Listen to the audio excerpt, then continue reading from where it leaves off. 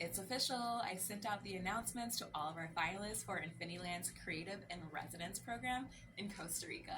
This initiative brings together artists and changemakers from around the world to spend 1 week in paradise to work on their craft and their mental health uninterrupted. This is a very proud moment for me, marking a huge moment where a dream of mine was actually manifesting into reality. It made me think, how did I even get here? 10 years ago, I was working in Hollywood as a model and creative director, enjoying the glitz and glam of Hollywood. Things started to get real when I started to find myself on the covers of things like Nike.com's website, in commercials for MasterCard, in print magazines, modeling dresses from David's Bridal, the list goes on. And at the same time as all of my glitz and glam in Hollywood, I was pursuing my first master's degree in teaching at USC, which is focused on social science and critical race theory.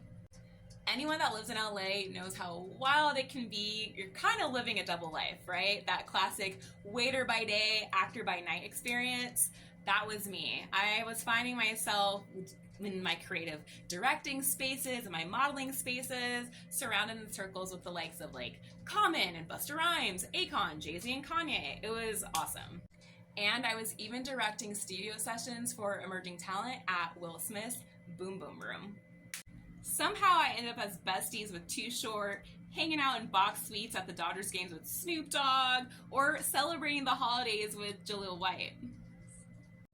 But little by little, I was starting to see some of the shadows that are pretty thick behind those bright lights, and I was starting to feel unsettled in my gut. I found myself asking questions like, do I really like this person, or am I just around them because of who they are?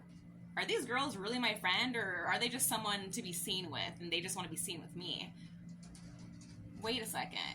Why is everyone always taking so many trips to the bathroom? Can their bladders be really that bad?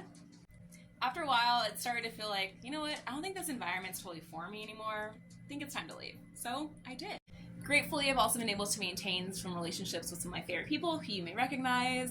A little plug, go and watch Cross, my homie Aldous Hodge. It has a new show on Amazon Prime and it is amazing. Also, Marlon Wayans is on tour. Go and support the homie, and can't forget Stevie Wonder. I got stories for you. I got to hear him serenade me and my friends in his home theater. That's a story I'll have to tell for another day, but that, some cool people that I still get to make new memories with now. But there is someone on this page that I want to make sure to shout out, my friend Michael Latt.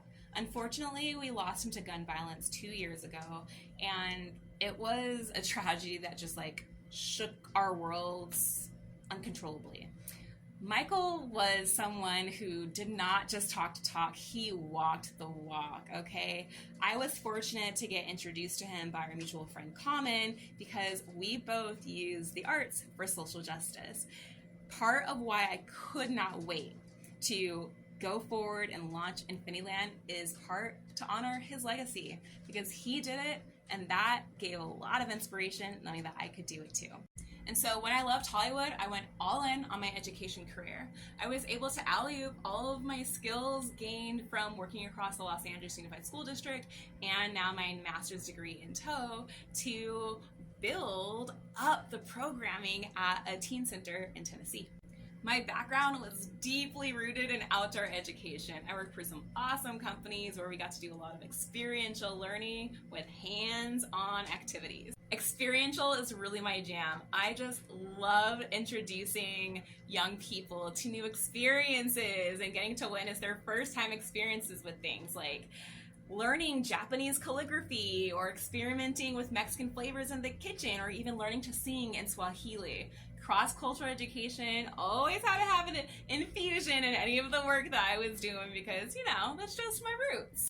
I just love working with teens. That is totally my jam. If you know anything about my background, I didn't have the best teenage years, so getting to pour into all of these lovelies is more joy than I can even hold in my body. I just love that demographic. And my work started to get noticed by our national organization, where we brought together thousands of teen members from around the world for our Keystone Conference, which was like our national convening of all of the teen activities and celebrations for all their leadership in their local communities. And I got to support programming throughout the rest of the year for physical and mental health as well. A director of development from an organization back in California, but this time in Northern California, was seeing some of my work, and we connected on LinkedIn. I interviewed with the team, and before I knew it, I was bawling my eyes out, leaving my teens in Tennessee to head back to California, but this time to Silicon Valley. I was offered a way bigger salary, and I now had resources at this new site because they had connections with all of the huge tech companies around Silicon Valley. The job didn't turn out to be exactly what I thought, so you're going to have to learn more details about that in the newsletter, but let's just say I needed to make an exit. Around this time, it was the height of the Black Lives Matter movement, the Me Too movement, and the first Trump election, so there was a lot going on in history. But luckily, I was equipped with the exact skill set to capture history in the making. From my film and photography skills gained back in my time in LA, to my academic training in critical race theory, social science, anthropology, social movements. It was my time to do some really good work.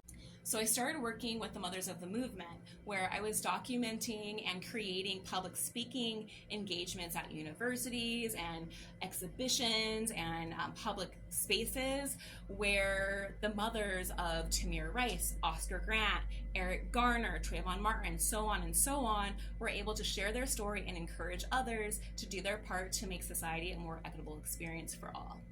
This was some of the most meaningful work that I'd ever done, and I'm excited to continue it in my journey as I continue to move forward as well. My creative work started to get recognition for its interactivity between film, photography, and augmented reality.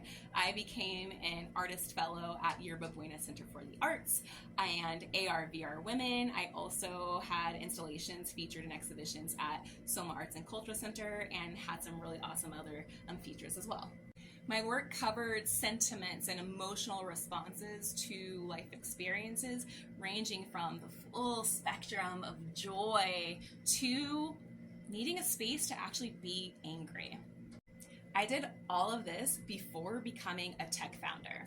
Yes, I had a very rich and meaningful life and had made a strong impact on the world in many different aspects of my career.